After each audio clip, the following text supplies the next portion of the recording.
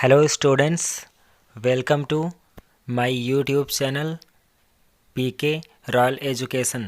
तो आज हम लोग आपके क्लास 12th की इंग्लिश का poetry section chapter number first, जिसका नाम है माय मदर एट 66, इस चैप्टर के सेंट्रल आइडिया को कवर करेंगे, जिसकी राइटर हैं कमला दास। इस कविता में बताया गया है कि जो इस कविता की राइटर हैं, पोएम की राइटर हैं कमला दास, वह अपनी माँ की बढ़ती हुई उम्र को देखकर काफ़ी परेशान हैं और उन्हें इस बात के लिए काफ़ी कष्ट होता है और वो सोचती हैं कि जब उनकी माँ उनके साथ नहीं होंगी तो उन्हें कैसा महसूस होगा, और वह उस विचार को लेकर काफ़ी कष्ट महसूस करती हैं और अपनी माँ की तुलना शीतकाल के चंद्रमा से करती हैं, जो कि बिल्कुल मुरझाया हुआ और पीला दिखाई पड़ता है। तो चलिए अब चलते हैं आपके सेंट्रल आइडिया पर। This poem is based on the theme of advancing as, यानी यह जो कविता है इज बेस्ड यानी आधारित है, ऑन द थीम यानी विषय पर, ऑफ एडवांसिंग एज यानी बढ़ती हुई उम्र के। यानी ये कह सकते हैं कि यह जो कविता है यह बढ़ती हुई उम्र के विषय पर आधारित है। The poetess compares her mother to a late winter's night, यानी जो कवित्री है कंपेयर्स हर मदर, वह अपनी माँ की तुलना करती है to a late winter's night, देर रात शीतकाल में उगने वाले चंद्रमा से, जो कि बिल्कुल पीला और धूमिल दिखाई पड़ता है। यानी वह बताना चाहती हैं कि उनके माँ की भी सुंदरता, उनके माँ की जो छवि है, उनका जो चेहरा है, बिल्कुल उसी धूमिल और पीले चंद्रमा के जैसा दिखाई पड़ रहा है। तो इस तरह से आपका आगे लिखा हुआ है कि and the poetess undergoes a plethora of emotions when she sees her mother ageing, यानी जब सी सीज यानी जो कवित्री हैं, सीज यानी देखती हैं, हर मदर यानी अपनी माँ को, एजिंग यानी बढ़ती उम्र में, द पोएटेस तो वह कवित्री, अंडरगोज यानी चली जाती हैं, और प्लेथोरा ऑफ इमोशंस यानी भावनाओं की बहुलता में।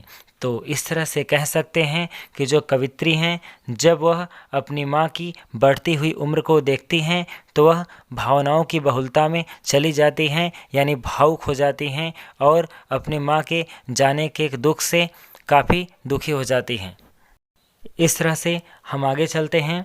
सी feels the pangs of separation at the thought of losing her, यानी जो कवित्री हैं सी आल्सो फील्स, वह महसूस करती हैं द पैंग्स यानी कष्ट को, ऑफ सेपरेशन यानी अलगाव के, एट द थॉट यानी विचार पर, ऑफ लूजिंग हर अपनी माँ को खो देने के।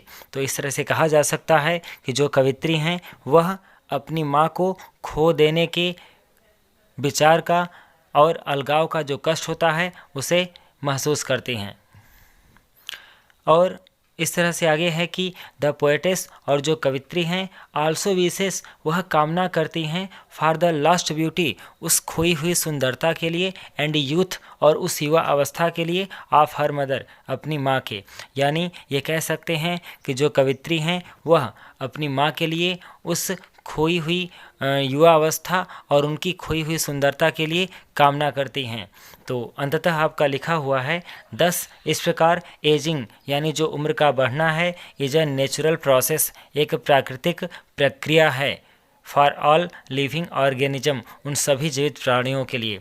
यानी इस तरह से हम ये कह सकते हैं कि यह कविता बढ़ती हुई उम्र के विचारों पर आधारित है और इस कविता में जो कवित्री है वह अपनी माँ की तुलना उस शीतकाल में देर रात से उगने वाले चंद्रमा से करती है, जिसकी सुंदरता बिल्कुल धूमिल हो चुकी है और वह बिल्कुल पीला दिखाई दे रहा है। यानी वे कहना चाहती हैं कि उनके माँ की सुंदरता भी ठीक वैसी ही है जैसे चंद्रमा की है, जो कि बिल्कुल धूमिल पड़ चुका है।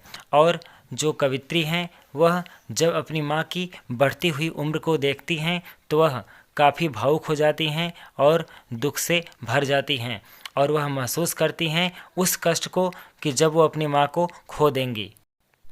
और जो कवित्री हैं वह अपनी माँ के लिए उनकी खोई हुई सुंदरता और युवा अवस्था की कामना करती हैं। इस प्रकार ये कहा जा सकता है कि उम्र का जो बढ़ना है वह प्रत्येक व्यक्ति के लिए, प्रत्येक लिविंग ऑर्गेनिज्म के लिए यानी जीवित प्राणी के लिए एक प्राकृतिक प्रक्रिया है। और इस प्रकार आपका जो सेंट्रल आइडिया है ये कंप्लीट होता है, पूरा होता है। तो स्टूडेंट्स, हम उम्मीद करते हैं कि आपको हमारा वीडियो अवश्य पसंद आया होगा। तो अगर आप हमारे वीडियो को पसंद करते हैं तो आप इसे लाइक करें, शेयर करें और हमारे चैनल को सब्सक्राइब करें। धन्यवाद।